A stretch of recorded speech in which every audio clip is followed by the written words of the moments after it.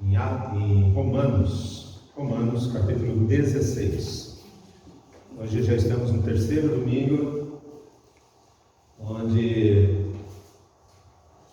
aprendemos juntos aqui algumas lições muito importantes neste capítulo.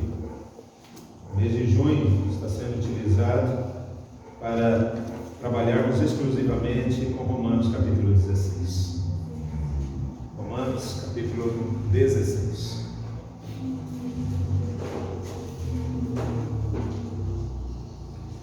Nós vamos fazer a leitura, mais uma vez, do verso 1 até o 16.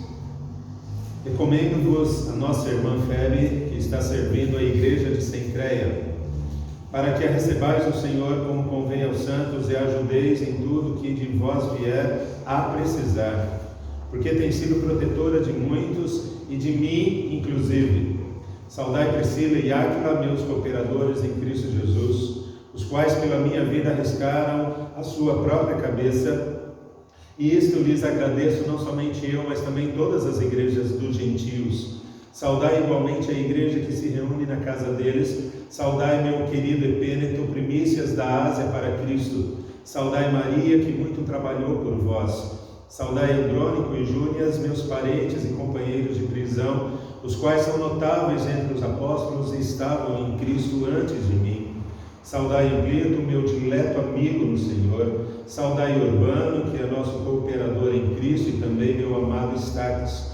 Saudai a Pérez, aprovado em Cristo. Saudai os da casa de Aristóbulo. Saudai meu parente Herodião. Saudai os da casa de Narciso, que estão no Senhor. Saudai Trifena e Trifosa, as quais trabalhavam no Senhor.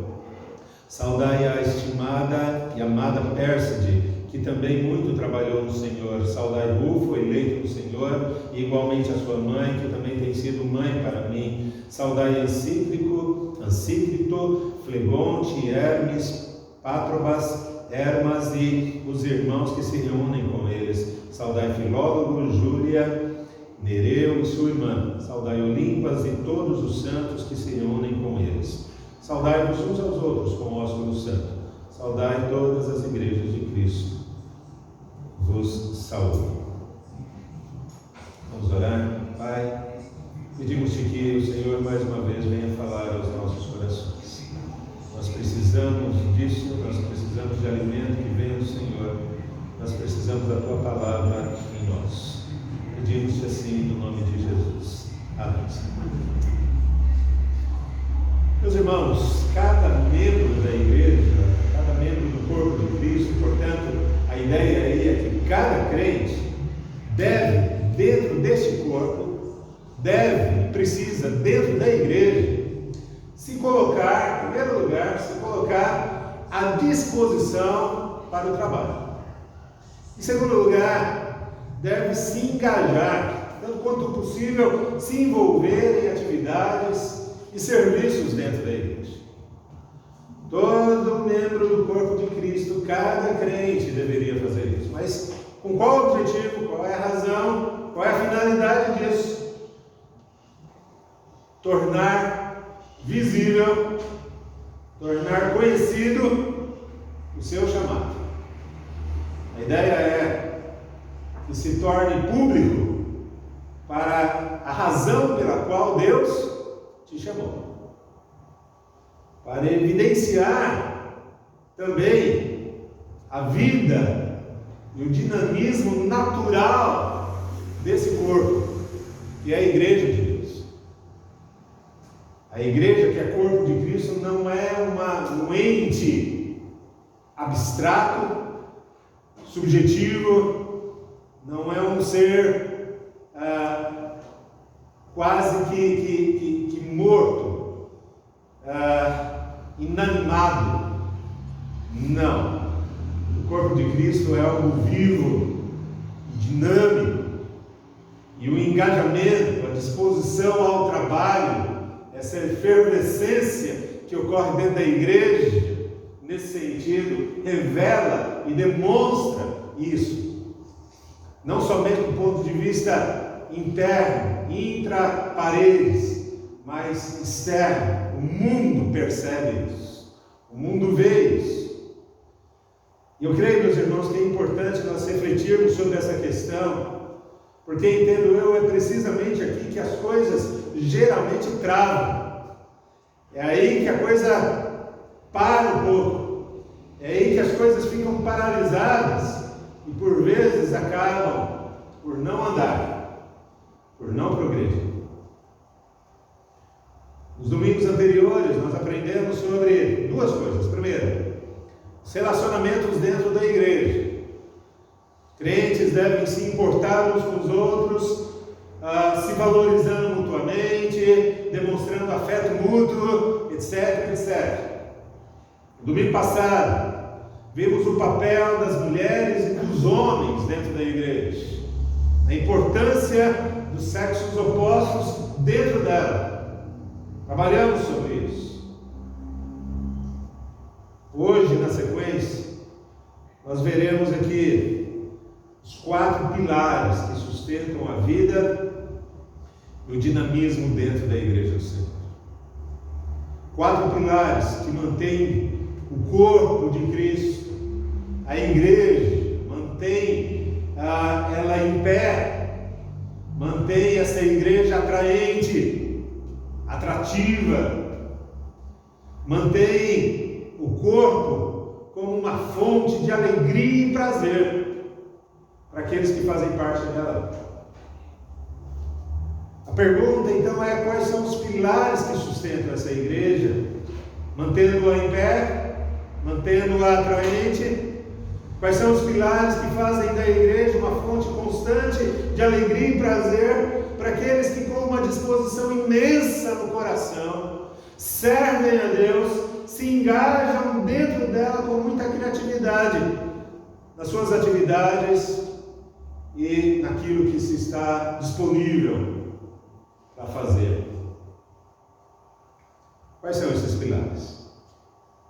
Primeiro pilar, eu nomino aqui como variedade unificada. Esse é o primeiro pilar. Uma variedade que permanece unida. Veja, a igreja de Cristo, ela é composta de um número incalculável de pessoas. Atenção a isso, que essencialmente são diferentes. Esse pilar nós encontramos aqui em Romanos capítulo 16, além dos outros 3 que falaremos daqui a alguns instantes. Uma variedade de gente diferente na sua essência, mas juntos, unidos. É um corpo, meus irmãos, construído a partir de muita diferença. Diferença pessoal, diferença individual. Alguns exemplos dessa diferença nós encontramos aqui em Romanos 16. Sexos diferentes, homens e mulheres, verso 1 e 11. Pessoas casadas e solteiras juntas aqui, versos 3 e 13. Pessoas que eram recém-convertidas, caminhando juntas com crentes absolutamente maduros, de muito tempo na história da igreja e no relacionamento com o Senhor, versos 5 e 7. Judeus junto com gentios, ricos junto com pobres, jovens junto com idosos. Veja que variedade maravilhosa dentro de um mesmo lugar, dentro de um mesmo ambiente. Eu queria que você observasse comigo, meus irmãos, que no capítulo 12 aqui dessa mesma carta, Paulo destaca ali alguns diferentes dons que existem na igreja de Cristo. Lá no capítulo 12, os dons de profetizar, servir, o dom de animar, o dom de contribuir, o dom de liderar, de pastorear, o dom de socorrer, etc, etc. Eu faço referência aqui aos versos 6 a 8 ali de Romanos 12. Porém, meus irmãos, eu queria que você ficasse atento a isso. Toda essa diversidade que Paulo aponta aqui no capítulo 12, segundo o mesmo apóstolo, deveria ser canalizada, toda essa diversidade, todas essas diferenças, toda essa pluralidade deveria ser canalizada para unir, para que as pessoas com as suas diferenças estivessem juntos. O objetivo daquele cenário, eu diria que multifacetado, segundo Paulo, era a edificação do corpo de Cristo. Não era a sua divisão, não era a sua inanição. O objetivo dessa pluralidade era a edificação, a construção do corpo, o amadurecimento dele, o fortalecimento. Você pode olhar do lado aqui e ver pessoas, talvez alguns da sua própria família, e você vai concluir rapidamente, porque você as conhece, o quanto elas são diferentes de você. O quanto elas são diferentes de você. Nós temos a mesma realidade que Paulo tinha aqui, quando ele escreve essa igreja, quando ele escreve essa carta à igreja de Roma. Pessoas diferentes umas das outras, mas juntas, com o objetivo de edificar a igreja do Senhor. Mas a grande pergunta aqui talvez seja essa: o que é que consegue dar liga a toda essa variedade? Quando a gente constrói uma casa, a pessoa tem uma grande quantidade de tijolos, mas a pessoa precisa de alguma coisa que ligue um tijolo ao outro. E aí nós temos lá o cimento, alguma coisa semelhante a isso. E aí, com essa liga, todos permanecem juntos, e a casa é construída, e se bem construída, vai servir muito bem aqueles que estão ali dentro. O que é que dá liga a essa pluralidade de diferença entre as pessoas? Como é que essa pluralidade pode formar uma massa só? Como que ações e reações, como que sentimentos e temperamentos tão distintos, como que olhares e histórias tão diferentes podem se transformar em algo uniforme e harmonioso? Como é que pode isso acontecer? A resposta é: o que une tudo isso é uma palavrinha só: amor. É o ágape. É o amor de Deus. Não é o amor eros, que é o amor sexual. Também não é o amor filéus, que é o amor fraternal. É o amor de Deus. É esse amor que tem a capacidade, a condição única, porque o amor filéus não consegue fazer isso. Mas o amor ágape consegue unir o diferente e fazer esse diferente caminhar de maneira harmoniosa. É o amor que nos motiva, meus irmãos, a continuarmos juntos, ainda que isso demande grande esforço. E o apóstolo Paulo tinha consciência do esforço que é necessário para se caminhar junto. Até porque ele, quando ele escreve a sua carta à igreja de Éfeso, ele diz exatamente isso. Ele diz lá: esforçando-nos diligentemente. Você vai possivelmente se lembrar que a expressão aqui significa grande esforço, esforçando de maneira imensa, por preservar, ele continua, por preservar a unidade do Espírito no vínculo da paz. Edificar o corpo, meus irmãos, colaborar no crescimento físico e espiritual da igreja, isso tudo é motivado por essa palavrinha chamada amor. Um amor que exige esforço. Paulo enfatiza isso, meus irmãos, em dois outros momentos. Romanos 12, versos 9 a 10, ele diz: o amor seja sem hipocrisia, detestai o mal, apegando-vos ao bem. Ele continua: amai-vos cordialmente uns aos outros com amor fraternal, preferindo-vos em honra uns aos outros, ou seja, dando honra ao outro, antes de dar honra a si próprio. Lá em Efésios 4,16, ele diz: de quem todo o corpo bem ajustado e consolidado, pelo auxílio de toda junta, segundo a cooperação de cada parte, para a edificação de si mesmo em amor. A base, o fundamento para que a igreja permaneça junta, a despeito e apesar das diferenças, e muitas diferenças, muitas delas profundas, o fundamento, a base para se manter junto é o amor pelo outro. Primeiro, o amor por Deus, depois o amor pelo outro. Amar a Deus sobre todas as coisas, e aquele que caminha comigo, amar essa pessoa como a mim mesmo.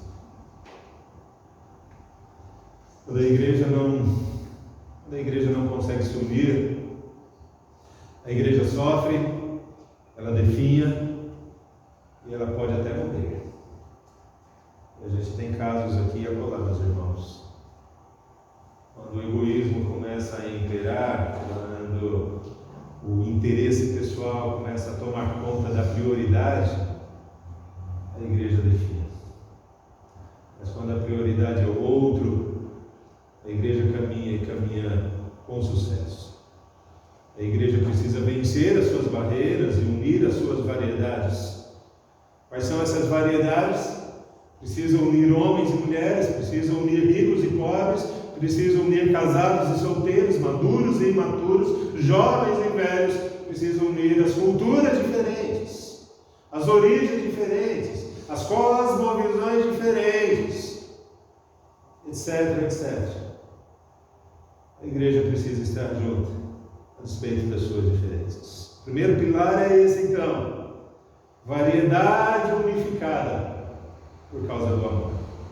O segundo pilar, que sustenta a igreja e que anima os crentes a se envolverem, a se engajarem dentro dela. Segundo pilar, eu chamo aqui de servos anônimos.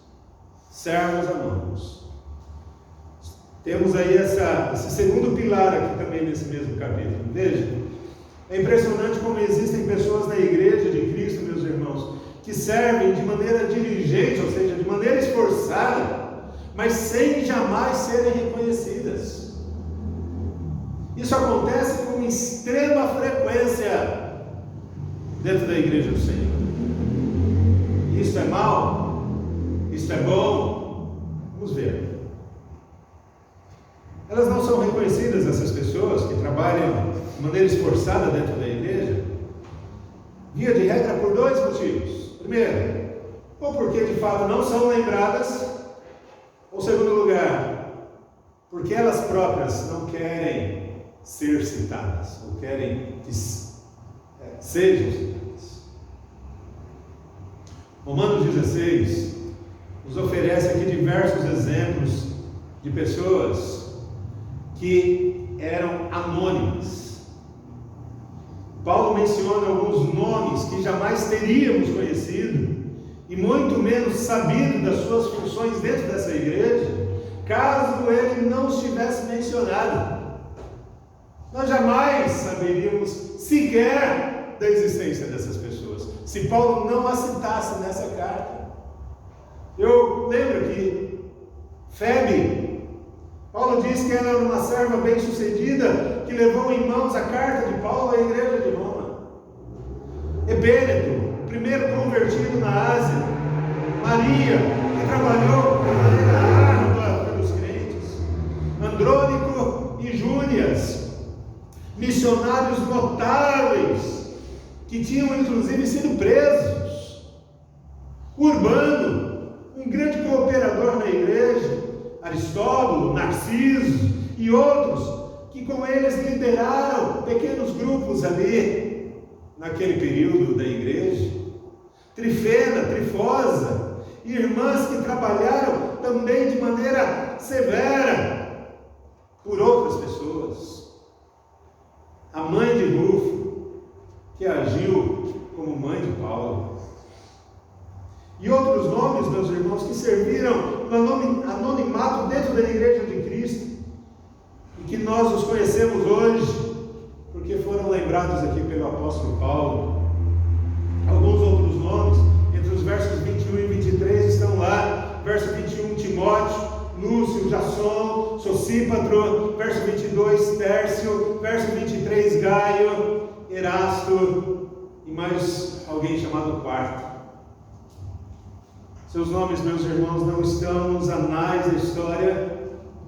Esses nomes não fazem parte de nenhuma enciclopédia, mas todos aqui, todos esses nomes são lembrados por Deus. Eu não sei se você conhece essa pequena história que vou contar agora. Se você conhece, você vai relembrar. Se você não conhece, eu queria que você ficasse bem atento a ela. Um casal de missionários americanos retornava para casa depois de 50 anos servindo a Deus lá na África. Durante a viagem de navio, eles imaginavam como seriam acolhidos e que tipo de honra receberiam de seus familiares e amigos quando chegassem ali no porto, lá nos Estados Unidos. Ao se aproximarem do porto, viram muitas bandeiras, uma banda, uma fanfarra e uma festa preparada.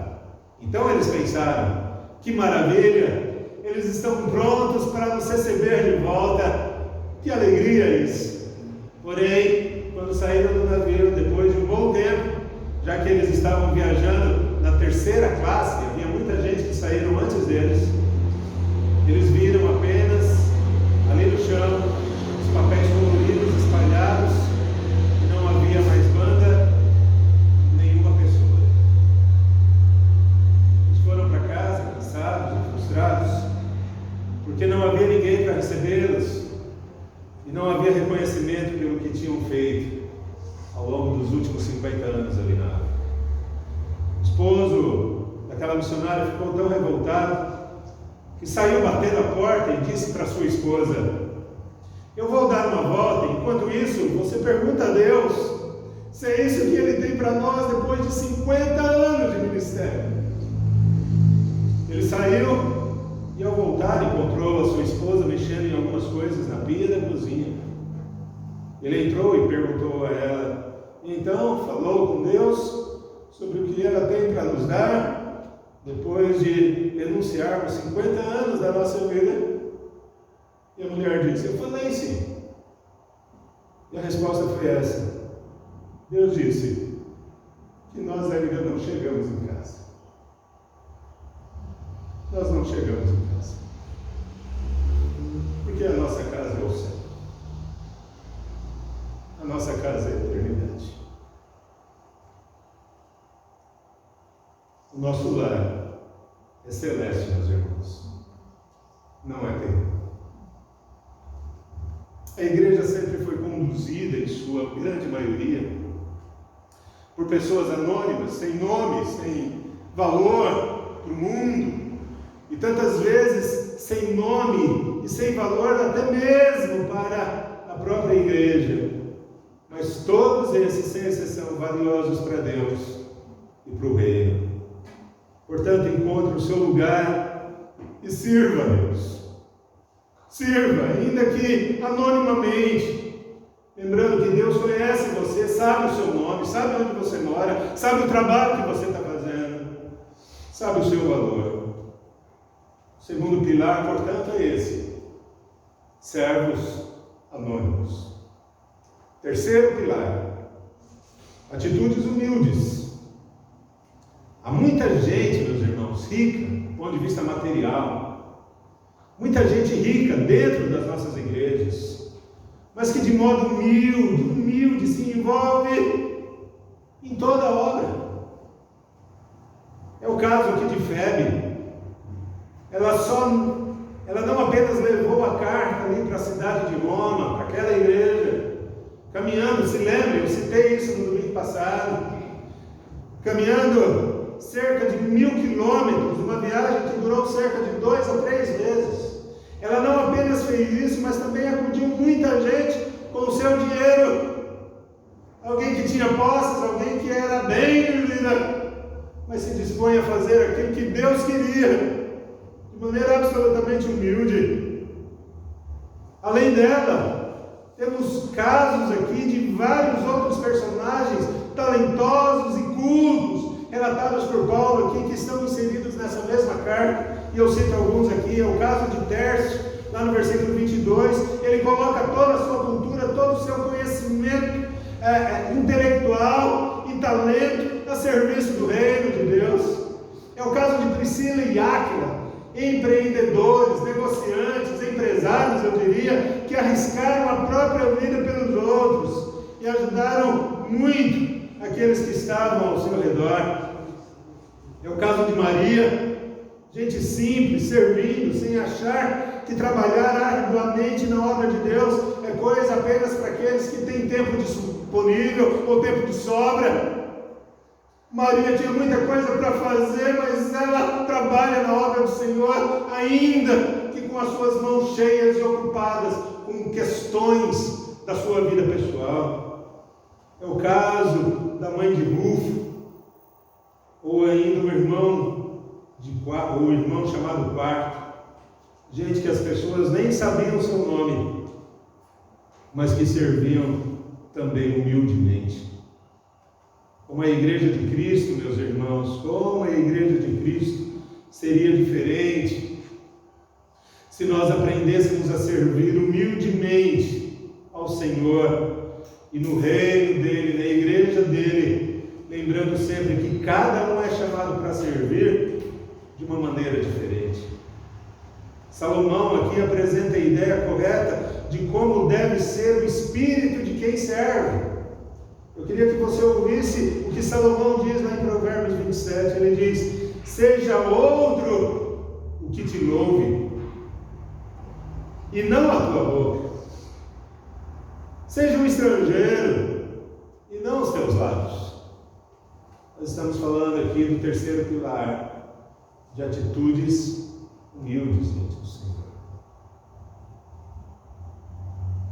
Humildes.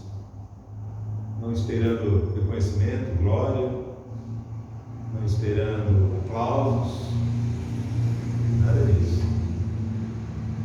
Jesus ainda vai mais longe. Ele diz lá em Mateus 5: assim também brilhe a vossa luz diante dos homens, ou seja, as pessoas devem ver aquilo que você está fazendo. Olha só que interessante. Parece um contrassenso, um contraponto à humildade, não parece? Jesus está dizendo: olha, o que você faz, as pessoas devem ver. As pessoas devem saber o que você está fazendo. Mas veja, Jesus diz: brilhe também a vossa luz diante dos homens, para que elas vejam as vossas boas obras e glorifiquem a quem? A vosso Pai que está nos céus. A humildade, ela está presente dentro do coração, sabendo que aquilo que está sendo feito, ainda que seja motivo de aplauso, de reconhecimento, de glória, de troféu, do ponto de vista humano, a glória final é para o Senhor, é para Ele. E é preciso reconhecer isso dentro do coração. Terceiro pilar, atitudes humildes. O quarto pilar, meus irmãos, amor simples. Amor simples. Paulo demonstra o seu mais profundo amor pelos crentes de Roma da maneira mais simples possível. Veja o seguinte: Paulo não solta fogos de artifício, não envia flores, não coloca medalha no peito, não oferece troféu, não dá nenhuma placa de reconhecimento àqueles a quem ele faz referência às suas ações e às suas atitudes no reino. Observe que não há nada de errado em oferecer tudo isso para quem se ama. Observe, não há nada de errado. Mas o problema está em fazer tudo isso sem a presença do amor que é verdadeiro ali. Paulo sabia amar, e ele amava da forma mais simples. Ele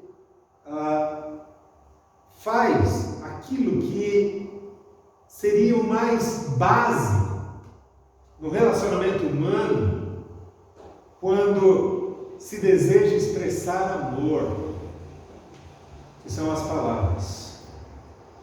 Quando expressas, obviamente, com verdade, honestidade e sinceridade.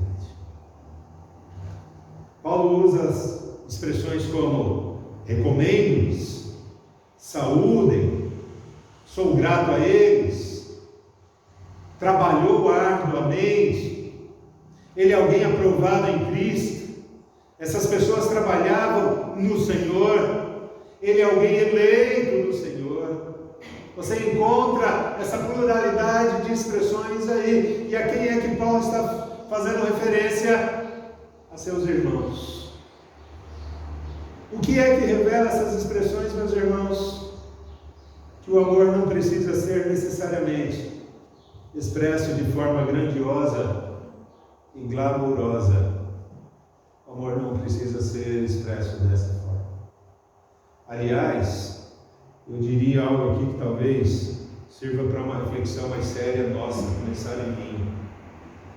Aliás, quem ama falsamente, observe isso, quem ama de maneira hipócrita, e isso é mais recorrente do que nós gostaríamos que fosse, quem ama assim, meus irmãos, muitas vezes se esconde exatamente por trás desses disfarces pomposos de uma suposta expressão de amor ao outro.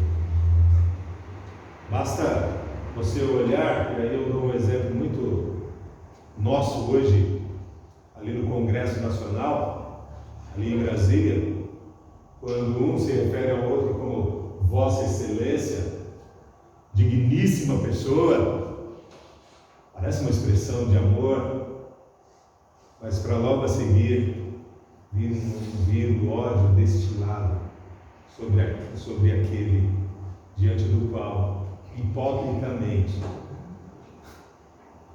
saiu dos lábios uma expressão de amor, excelência, digníssima pessoa. O amor verdadeiro, meus irmãos, em grande parte se expressa melhor através daquilo que é autêntico, que é caloroso.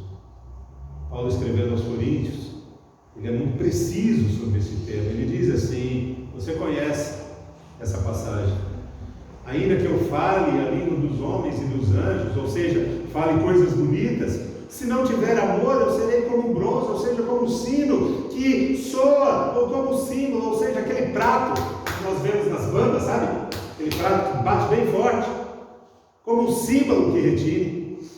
Ainda que eu tenha o dom de profetizar, ou seja, eu pareça alguém muito piedoso, alguém muito espiritual, ainda que eu tenha esse dom e conheça todos os mistérios, ou seja, eu tenha toda a sabedoria do mundo e toda a ciência, ainda que eu tenha tamanha fé a ponto de transportar montes, Paulo diz, se não tiver amor, nada serei.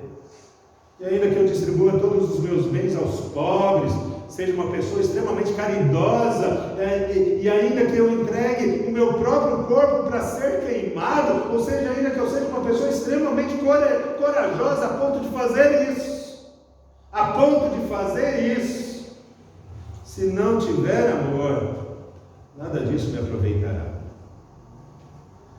A igreja, meus irmãos, é caracterizada pelo amor simples, expresso tantas vezes nas saudações sinceras do dia a dia. Oi, bom dia, olá, tudo bem com você? Como que foi a semana? Como que as coisas estão? Expressões simples.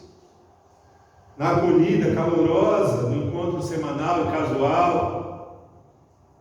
Semana passada, semana retrasada, no culto da noite, ali na porta, quando eu estava me despedindo, alguém veio, e aí numa exceção, evidentemente nessa pandemia que a gente está vivendo, alguém veio e me abraçou.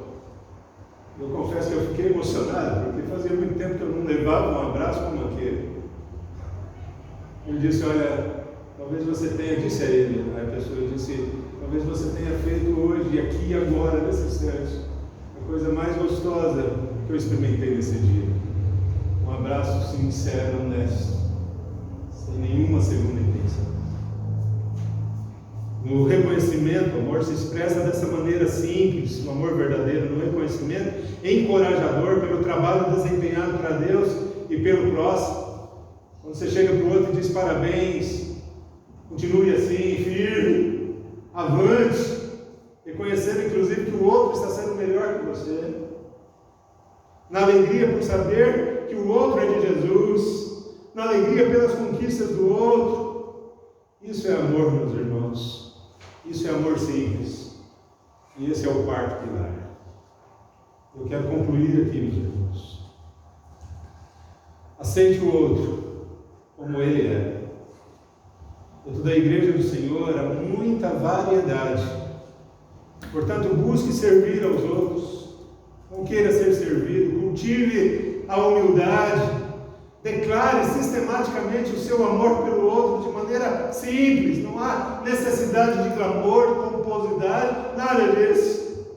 Seja simples na expressão do amor que você tem pelo seu irmão, pela sua irmã, por aquele que está à sua volta. Que estas palavras aqui de Paulo façam de fato diferença na sua vida. Que palavras são essas? Eu termino aqui com aquilo que Paulo escreve à igreja de Filipenses, lá no capítulo 2. Ele diz àquela igreja: se há, pois, alguma exortação em Cristo, se há alguma consolação de amor, Paulo diz, se há alguma comunhão do Espírito, se há entranhados afetos e misericórdias entre vocês, Paulo diz, completai a minha alegria, de modo que penseis a mesma coisa, tenhais o mesmo amor, sejais unidos de alma, tendo o mesmo sentimento. E ele continua: nada façais por partidarismo ou vanglória, mas façais as coisas por humildade, considerando os outros superiores a si mesmos. Não tenha cada um em vista o que é propriamente seu, senão cada qual o que é dos outros. E ele termina, meus irmãos: tende em vós o mesmo sentimento que houve em Cristo Jesus. Tenhamos em nós esse mesmo sentimento. Sejamos parecidos com Cristo nessa igreja. Que Deus nos abençoe, com graça, com misericórdia.